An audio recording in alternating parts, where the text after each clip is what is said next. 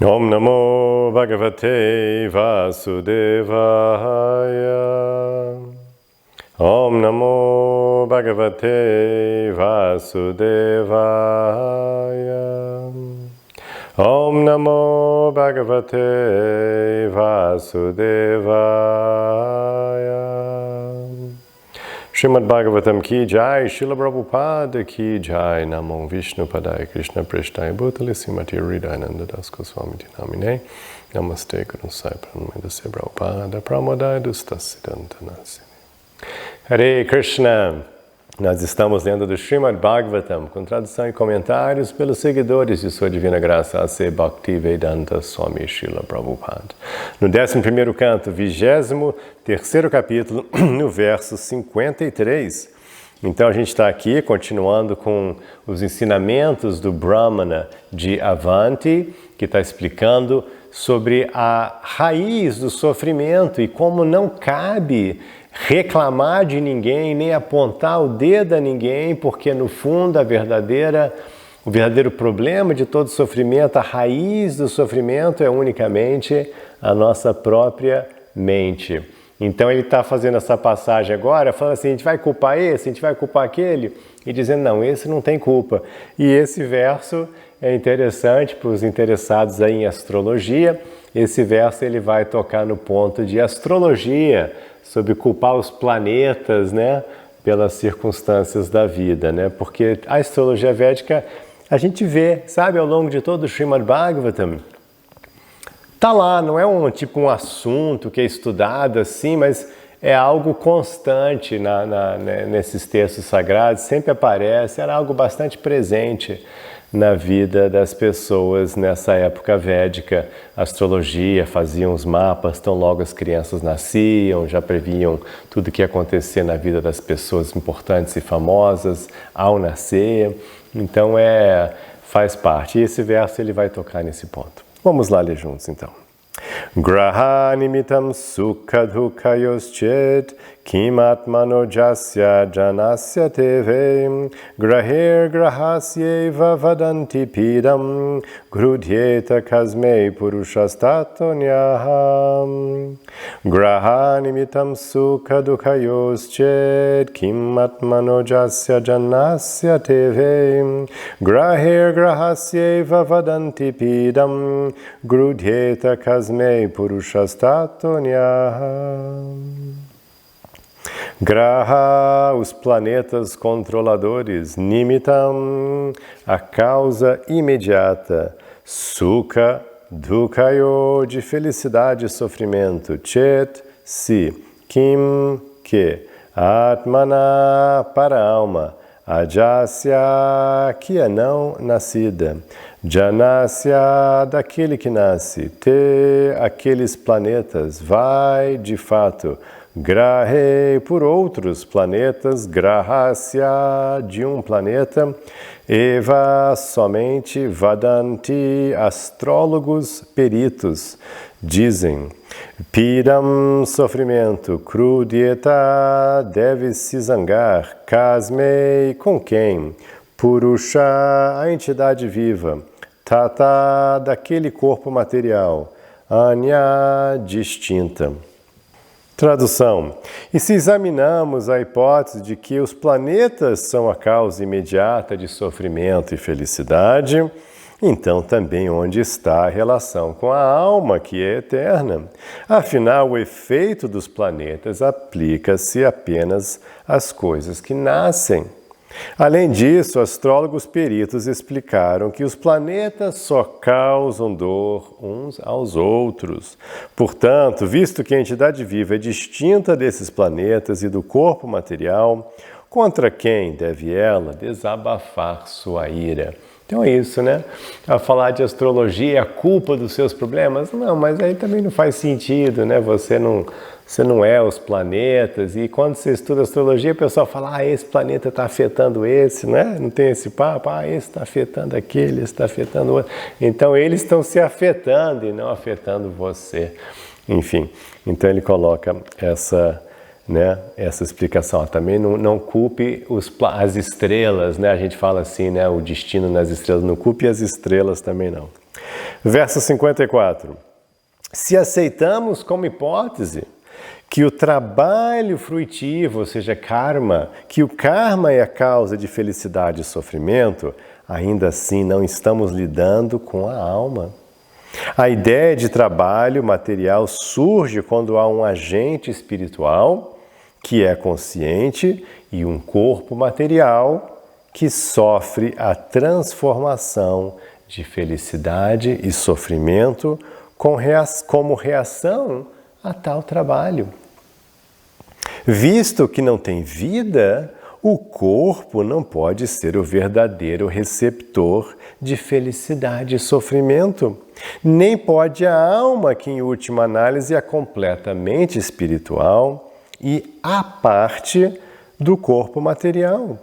Porque o karma não tem, então, nenhum fundamento último, nem no corpo, nem na alma, com quem a pessoa pode se zangar.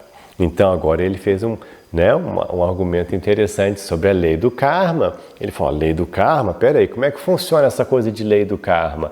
Lei do karma, ela age em cima da matéria. Só tem sentido a gente falar de karma quando a gente está falando de uma alma consciente eterna, o verdadeiro você, o verdadeiro eu, dentro de um corpo material inconsciente, O corpo não tem consciência, o corpo é matéria, não é?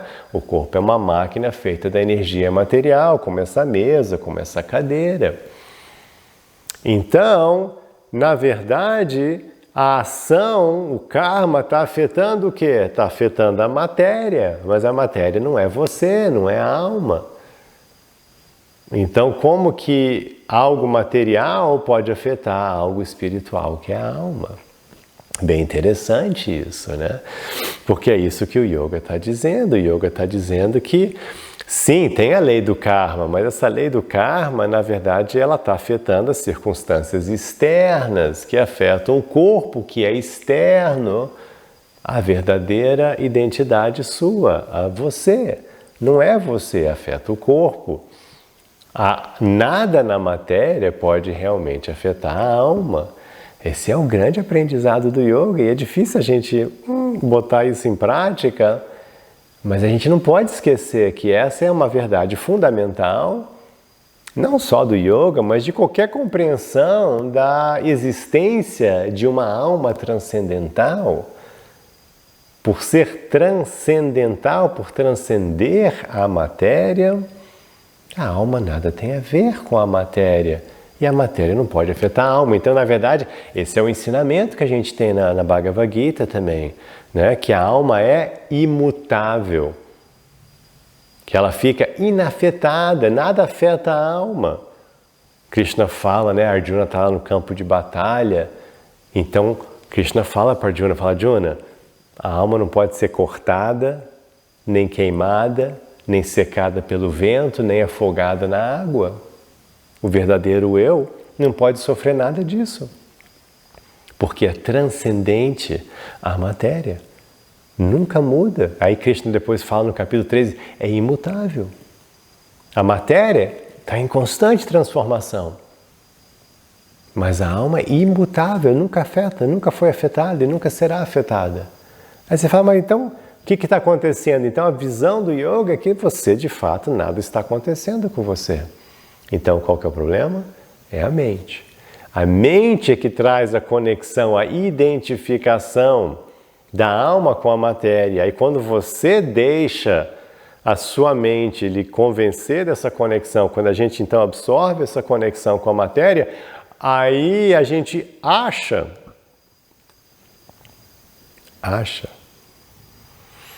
que está sofrendo ou tendo prazer.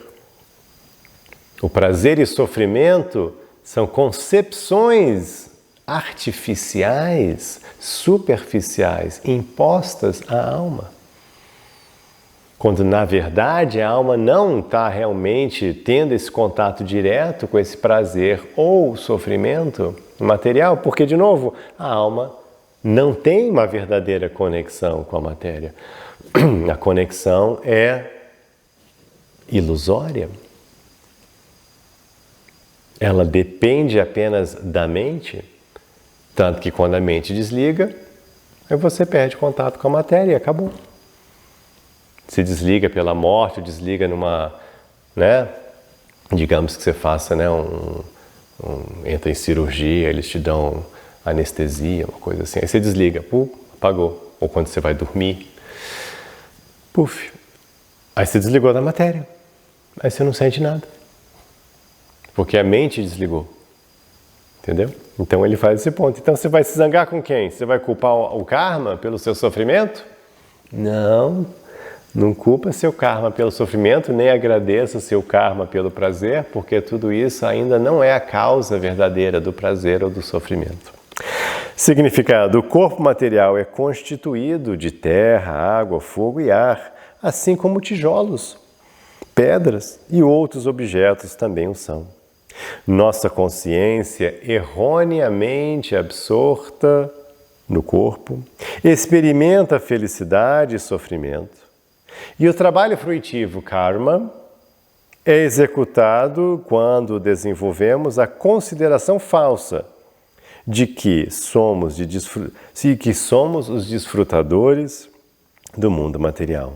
Dessa maneira, o falso ego, essa falsa identificação nossa com a matéria, que é chamada de falso ego. Dessa maneira, o falso ego é a combinação ilusória dentro de nossas mentes, presentes no eu e no corpo, que de fato são dois objetos separados. O eu e o corpo são dois objetos separados.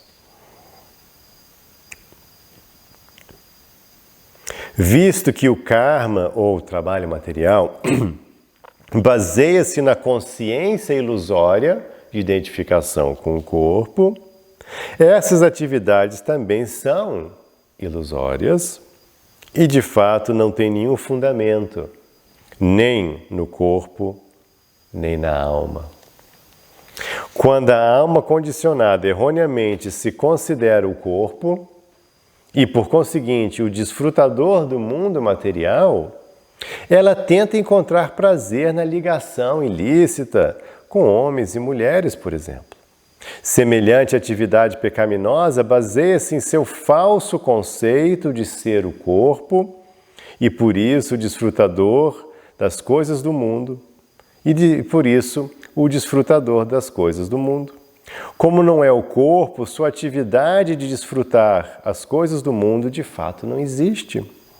Há apenas a interação das duas máquinas, a saber, os dois corpos, por exemplo, e a interação da consciência ilusória de uma pessoa e da outra, no caso do sexo, por exemplo. A sensação do sexo, por exemplo, ocorre dentro do corpo material e o falso ego erroneamente a assimila como sua própria experiência. Ou seja, quando você tem qualquer experiência aqui no mundo material, que acontece através do seu corpo material, é por causa do falso ego, da falsa identificação sua com o corpo, que você então assimila aquela experiência como sendo sua. Mas você entendeu que tem essa diferença? Assim, tem a experiência, tem o corpo material e tem você, e essas coisas são distintas, e essa conexão é feita pelo ahankara, o falso ego, depois a inteligência e a mente. Ou seja, a gente tem um equipamento interno, que a gente chama do corpo sutil, que é composto de falso ego, inteligência e mente, que faz a conexão da alma com a matéria. Então aí a alma assimila a experiência que o corpo está tendo. Mas o chamado do yoga é você entender, olha, tem esse processo aí, tem esse elo, tem um elo fraco nessa história aí, que é justamente você, aqui o mundo, aí você está sentindo sofrimento, prazer, mas tem um elozinho fraco aí no meio, quer dizer, é bem forte. Ele acabou de falar no verso na aula passada que tinha um poder quase que divino, mas de qualquer jeito é um elo fraco, é o falso ego, é a identificação, e se você consegue trabalhar essa conexão, aí tudo pode começar a mudar. A experiência talvez não mude, a alma certamente não vai mudar, mas você pode trabalhar essa conexão, o falso ego, essa identificação do eu com o corpo, ou seja, eu me identificando com o meu corpo, essa identificação eu posso trabalhar ela. Ela está lá. E ela que está causando tudo. Então a fonte do prazer e do sofrimento, de novo, não é a ação em si, não é o karma, mas senão que a conexão que eu faço com o corpo material através do falso ego, da identificação com a matéria. Logo, as reações miseráveis ou agradáveis do karma, em última análise, agem sobre o falso ego e não sobre o corpo, que se compõe de matéria bruta, tampouco sobre a alma, que não tem nada a ver com a matéria. Entendeu? O corpo não sente nada, é como eu falar que essa mesa sente. Eu não vou perguntar para a mesa, você sentiu muito calor hoje? Não tem nenhum sentido isso, é uma mesa, é um pedaço de granito aqui, não é? Como assim sentiu calor? Você está feliz hoje, mesa? Você está bem? Como é que você está se sentindo? Não está sentindo nada, é matéria bruta. O seu corpo é matéria bruta, como essa mesa, como as paredes, como essa cadeira. Então, seu corpo não está sentindo nada. A sua alma tampouco está sentindo as coisas da matéria, porque ela não tem nada a ver com a matéria, é outra frequência completamente diferente, não tem nada a ver. É completamente distinta a alma da matéria. Não tem nenhuma identificação, não tem nada a ver. Então todo sofrimento e prazer está se dando nesse elozinho fraco no meio, o falso ego, olha que interessante. É lá que está acontecendo essa identificação, essa assimilação de prazer e sofrimento, onde então a alma, identificando-se através do falso ego, aí experimenta prazer e sofrimento, mas é ilusório.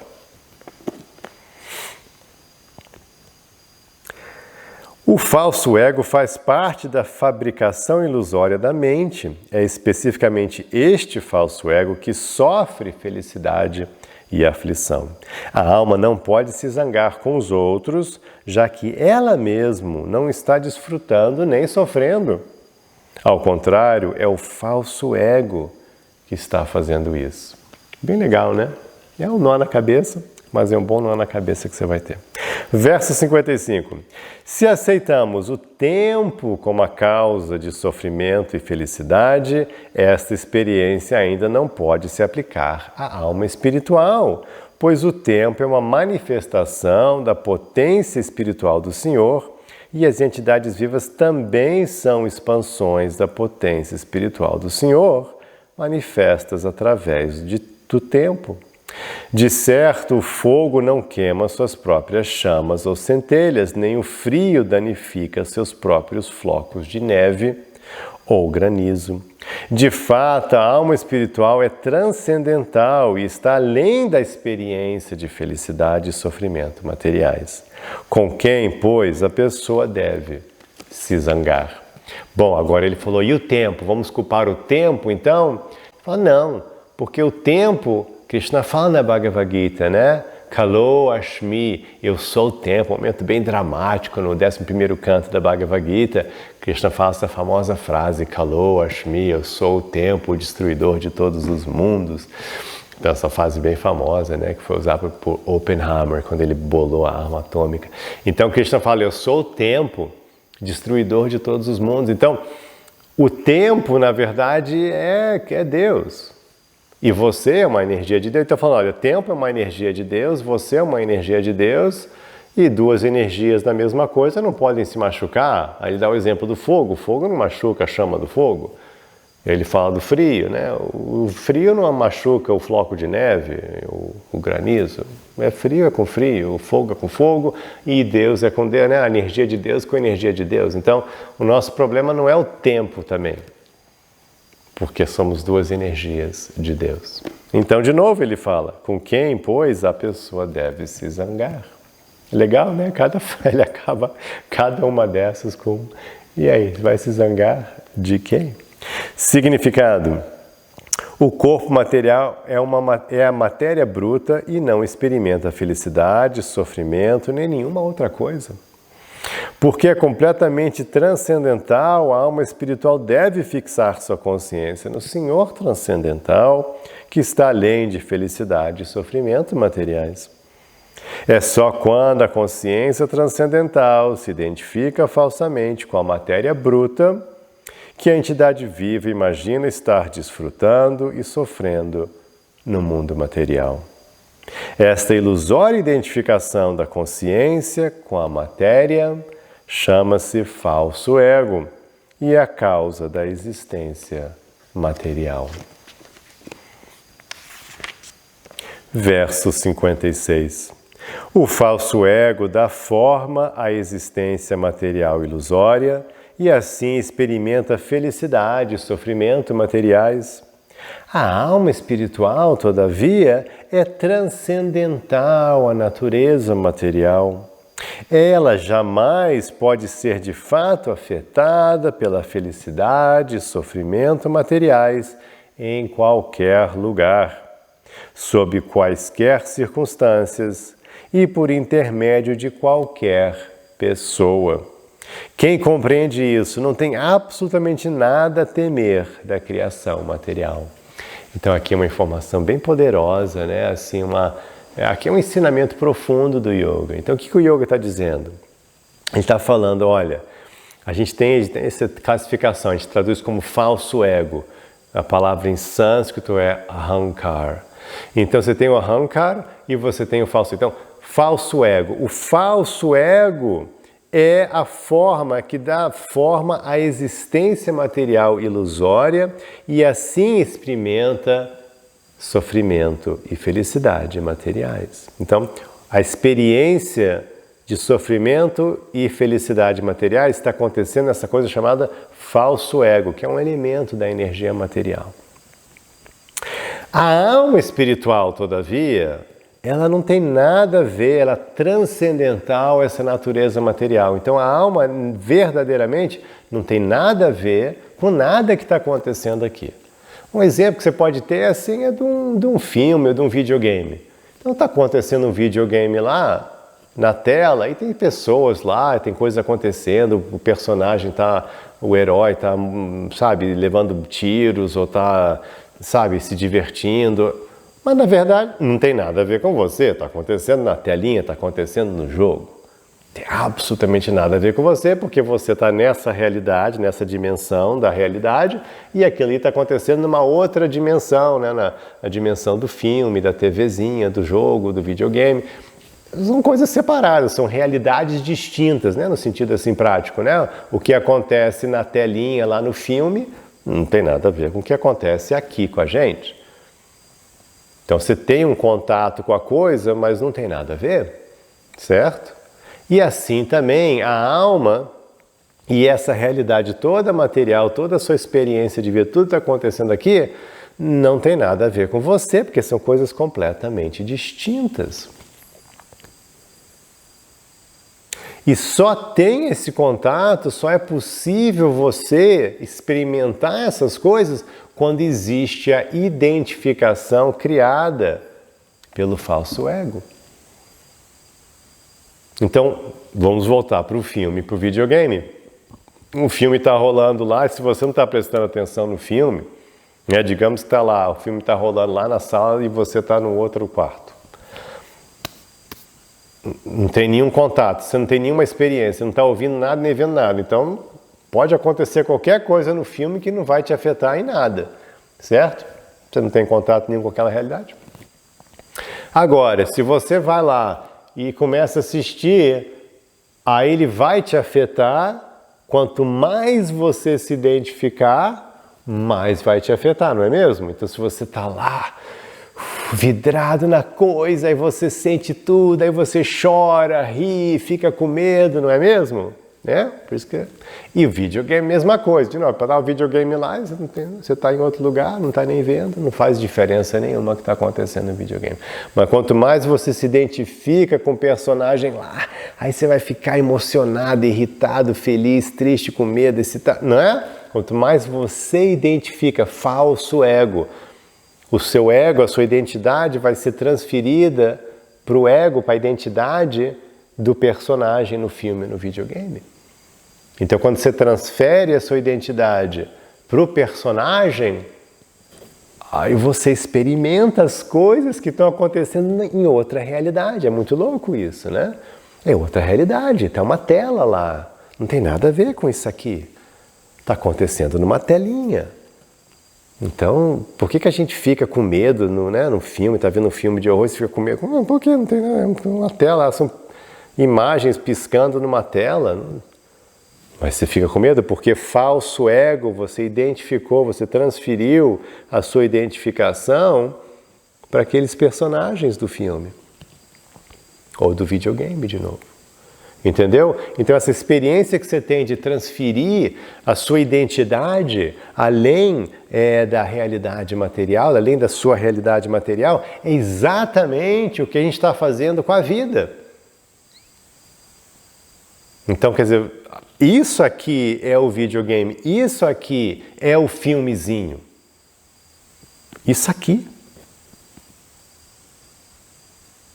Então o yoga está dizendo, olha, você só sofre de acordo com a sua identificação com isso aqui.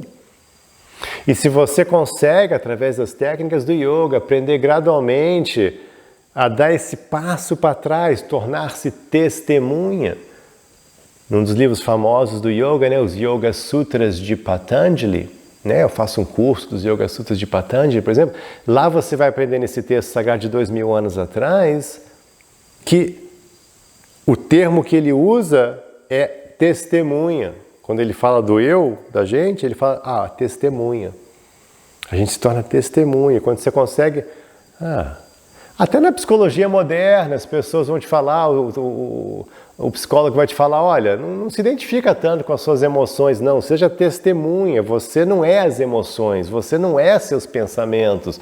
Você está observando seus pensamentos e suas emoções. Então você pode dar esse passinho para trás, aí já alivia muito. Você sabe, isso é psicologia normal. Fica bem mais leve.